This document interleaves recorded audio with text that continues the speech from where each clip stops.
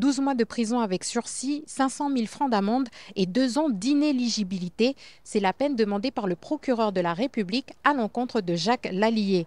Le président de la province des Îles comparaissait pour 3 motifs. Le premier, pour ne pas avoir respecté les règles d'un appel d'offres dans le cadre d'une attribution de prestations informatiques. Le deuxième, pour ne pas avoir respecté les règles du principe de la commande publique en choisissant une société privée pour la communication de la province. La société en question était celle de la femme du secrétaire général de l'institution et le choix s'est fait sans explorer la concurrence et sans réaliser de devis, le tout pour des conventions de près de 20 millions. Et enfin, le troisième motif, travail dissimulé. Pour le procureur, cette prestation de communication est du travail dissimulé. Jacques Lallier, de son côté, s'est défendu en disant qu'il y aurait des défauts de la part des services de la province et il aurait, je cite, agi dans l'intérêt de l'institution. Reste à voir si cela arrivera à convaincre.